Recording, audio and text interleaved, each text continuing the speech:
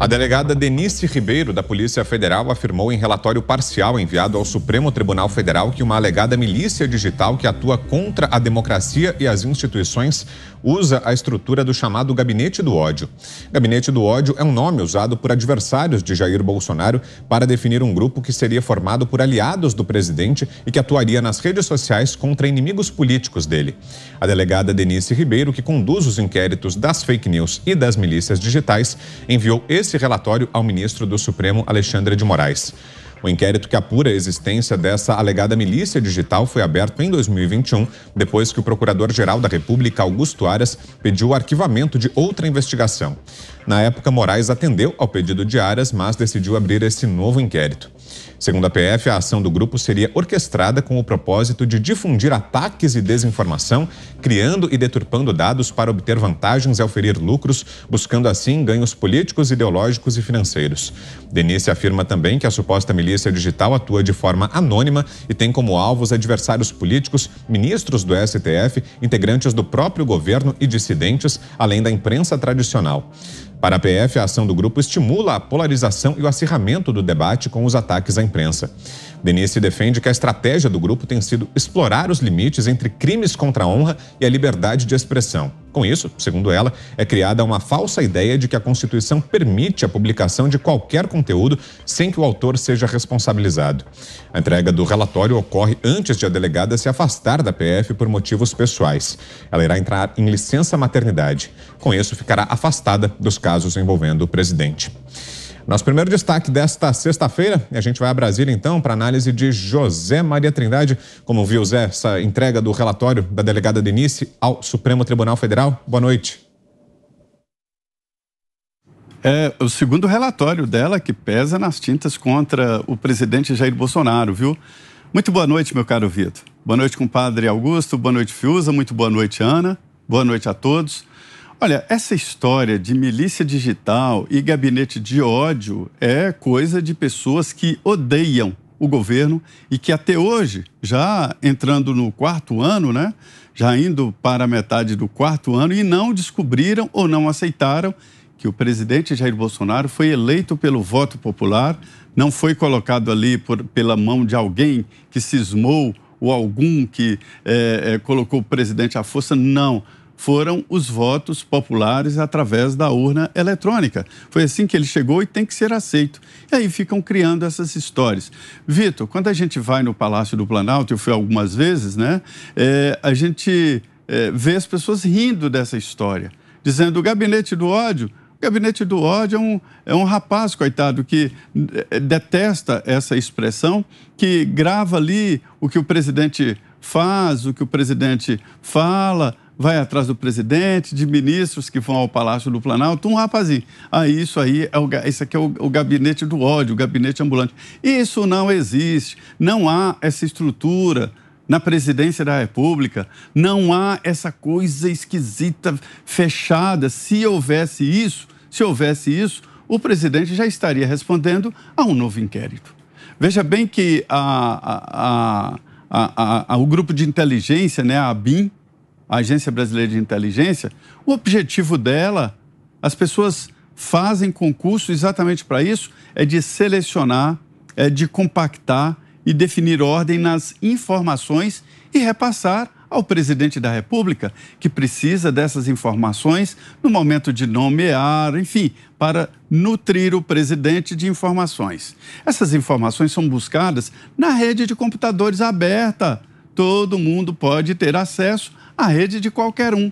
Aí já foram no Supremo dizer que lá é desenvolvido um processo de perseguição, de controle, o que publicam nas mídias. É claro, se publica na mídia social, é para todo mundo ver, é aberto, não é nada secreto, né? No passado já houve indicações claras de que grupos de inteligência quebravam o segredo de telefone, ou seja, faziam escuta de telefone, faziam escuta de ambiente, né, até de longe e tal.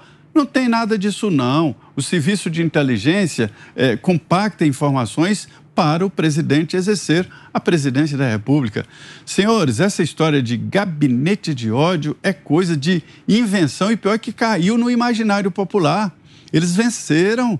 Se houver uma pesquisa aí, pode acreditar que muita gente acredita que tem lá um subterrâneo no Palácio do Planalto, onde ficam lá esses gabinetes distribuídos. Não tem nada disso. Há publicações em apoio ao presidente e atacando Lula? Sim.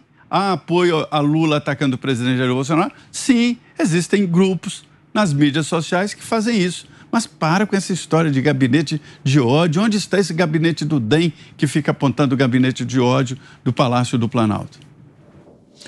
A análise agora da Ana Paula Henkel. Boa tarde, Ana. Vocês aí no Brasil, Vitor, Zé, Fiuza, mestre Augusto Nunes, e boa noite à nossa audiência maravilhosa. Vitor, eu vou pedir perdão aqui aos meus colegas, vou me estender um pouquinho, porque eu sentei hoje para ler com bastante cuidado esse relatório da delegada Denise Ribeiro e fiz algumas anotações aqui que eu gostaria de dividir com os meus colegas de bancada. Obviamente que ela pede aí mais diligências, mais uma rodada aí de abusos contra os apoiadores do presidente Jair Bolsonaro, mas, perdão, alguns pontos do relatório me chamaram aqui a minha atenção, que ela diz o seguinte, que o gabinete do ódio atua em alto volume e por multicanais, implicando em variedade e grande quantidade de fontes. Mas não é isso que a imprensa faz também? Então, a imprensa, qualquer veículo agora dentro da imprensa ou até do consórcio, é considerado gabinete do ódio. Um outro ponto, ela escreve o seguinte, de maneira rápida, contínua e repetitiva, focada já, formação de uma primeira impressão duradoura no receptor, a qual gera familiaridade com a informação e, consequentemente, sua aceitação. E aí a gente vê que a imprensa faz isso o tempo todo, as manchetes que a gente vê sobre o governo, sobre o presidente Bolsonaro, as histórias, as falácias, os factoides, como leite condensado. A semana passada ou essa semana nós demos também a fake news do salário dele de mais de 50 mil reais. Aí tem um outro ponto que ela diz, que o gabinete atua sem compromisso com a verdade, e eles avaliam isso assim, num bloco solto, sem dizer especificamente o que foi que o tal gabinete, suposto gabinete do ódio aí disse e propagou. E aí a gente cai no que nós falamos ontem sobre o ministro Barroso, que quer regular as mídias, porque, na verdade, o que eles querem é regular um lado. Eles querem regular os questionamentos, e não a questão das fake news. Num outro ponto, ela diz o seguinte, sem compromisso com a consistência do discurso ao longo do tempo, exemplo, uma nova difusão pode contrariar absolutamente a anterior, sem que isso gere perda de credibilidade do emissor. Mais uma vez, é o que a mídia faz o tempo todo. Os veículos hoje de comunicação aí pertencentes ao consórcio do Fiuza, é o que eles fazem o tempo todo e ninguém questiona, ninguém abre inquérito ou investigação em relação ao que a grande mídia faz. Aí vem 2 pontos, Vitor, que eu fiquei absolutamente chocada. Um diz o seguinte, que foi um ponto muito destacado pela imprensa hoje. A análise em curso aponta também para a existência de eventos que, embora não caracterizem por si tipos penais específicos, demonstram a preparação e articulação que antecedem a criação e a repercussão de notícias não lastreadas ou conhecidamente falsas a respeito de temas ou pessoas de interesse, admitindo que não há crime algum. Agora, o ponto 9 desse relatório é estarrecedor. Ela descreve o seguinte, em síntese, o conjunto probatório até aqui colhido durante esta investigação ainda sustenta a hipótese criminal descrita, pois não houve aporte de dados aptos a afastá-la ou modificá-la. Vitor, a ausência de provas aí não tornaria um motivo para afastar a hipótese criminal? Ou seja, o Ministério da Verdade agora vai invadir também, vai sair da esfera, né, dos militantes do STF, vai entrar na esfera da gloriosa Polícia Federal, né? Tá aqui, ela disse que não, o conjunto probatório até aqui colhido durante a investigação ainda sustenta a hipótese criminal descrita, pois não houve aporte de dados aptos a afastá-la ou modificá-la. Não há provas e, no entanto, fica aqui muito claro agora que há, sim, uma perseguição e ela entrou aí em mais uma rodada de abusos contra apoiadores do governo do presidente Jair Bolsonaro. Você, o que nos diz desse relatório, Guilherme Fiuza. Boa noite, Fiuza. Boa noite, Vitor Brown, Zé Maria Trindade, Ana Paula Henkel, mestre Augusto Nunes, boa noite a todos. Olha, a Ana nos brindou aqui com uma literatura, né? Como ela demonstrou muito bem. Quer dizer, é uma retórica, são figuras de linguagem, né? Isso não tem nada a ver com o direito, né? Isso são desculpas para exercer o direito de uma maneira heterodoxa, né? Digamos assim, e é uma subliteratura, porque nem essa urdidura retórica está bem feita, né? Então, eu diria, Vitor, que nem há originalidade nisso, né? Fake news, onda de ódio, fake news. Olha, eu não vou cansar a beleza do nosso telespectador, do nosso ouvinte. Ele já sabe, todo mundo de bom senso e de boa fé já entendeu que isso é uma desculpa, né? Que isso é um discurso vago para perseguição, enfim, para propósitos pouco legítimos, né? Basta você ver, vou fazer rapidamente esse paralelo com o que se passa no Canadá, né? A questão dos caminhoneiros que foram lá protestar contra o tal do passaporte, né? Obrigado, passaporte sanitário, sem a fundamentação científica, sem ser um bloqueio de contágio, tudo isso que todos vocês já sabem, né? Então, eles foram lá discutir isso. São vacinas em desenvolvimento, eles querem discutir essas questões com as autoridades. E o que acontece? Eles não são recebidos e as autoridades ficam lá das suas trincheiras digitais dizendo que é onda de ódio e fake news. Então, entendam de uma vez por todas, essas figuras de linguagem, essas expressões retóricas hoje são uma desculpa, um escudo reacionário para se opor à liberdade. Liberdade da circulação de informação, a liberdade individual de afirmação, porque isso é claro, isso se estende a pessoas. Isso não é só a milícia do gabinete, dessa má literatura aí construída, né? Isso se estende a pessoas. Isso é usado, né? Essa cartilha é usada por plataformas, não é isso? É usada pelo consórcio, né? Esse consórcio ele é onipresente, por isso que eu falo tanto dele, eu não tenho essa obsessão, não. Mas essa que foi a grande imprensa reunida, né, com diretrizes, quase que slogans transformados em manchetes iguais, para acusar o inimigo difuso do mal e compor um poder, né, exatamente com aquelas supostas verdades iguaizinhas. É claro que isso não é orgânico, é claro que isso não é sadio. Isso é um desvio, isso é isso sim é uma organização de poder particular. E tem, né, muitos investidores, entre muitas aspas, aí, muito ricos, né, que estão gostando, são simpatizantes, fundações, né, abastadas, são, né, bem simpáticas a esse tipo, Agenda 2030, é tudo fofinho, é que nem o Trudeau. O Trudeau é um emblema disso aí, né? É tudo bonitinho, progressista, fofinho, do bem, não sei o quê, com esses instrumentos de perseguição. Agora, para concluir, eu digo o seguinte: então, é um relatório de uma delegada da Polícia Federal usando esta má literatura para afirmar instrumentos de perseguição ou, no mínimo, de uso político do seu cargo, né, em parceria com o Supremo Tribunal Federal. Então, eu quero saber o crivo. Onde está o crivo para isso da Polícia Federal? Quero saber. A direção da Polícia Federal concorda com esse modus operandi? O plenário do Supremo Tribunal Federal concorda com esse modus operandi? Aparentemente sim, porque está sancionando esses inquéritos e tal. Mas e os ministros indicados pelo Bolsonaro? E o Cássio Nunes Marques?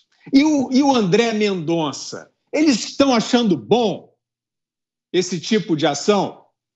A gente quer saber, porque alguém tem que contrastar isso. Não é ridículo? A gente está aqui num ambiente sadio, de gente de bom senso e boa fé, constatando, é ridículo, é uma desculpa.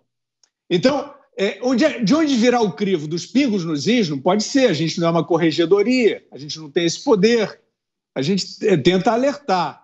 Então, Ministério Público, onde está o Procurador-Geral? Ele considera essas teses voadoras, essa má fundamentação, ele considera isso legítimo? Ou ele está ok, ele vai ficar no canto dele vendo essa atuação para-institucional acontecer? Minha opinião agora é de Augusto Nunes. Boa noite, Augusto. Boa noite, grande Vitor, meu irmão caçula Guilherme, minha parceira querida Ana Paula, compadre Zé. Boa noite a vocês, a você que nos acompanha. Guilherme fez um registro aí perfeito. É perseguição movida aí contra o presidente da República. Nunca vi nada parecido, nunca vi. Talvez o Getúlio tenha vivido alguma coisa semelhante, mas eu nunca vi desde que eu acompanho a política brasileira.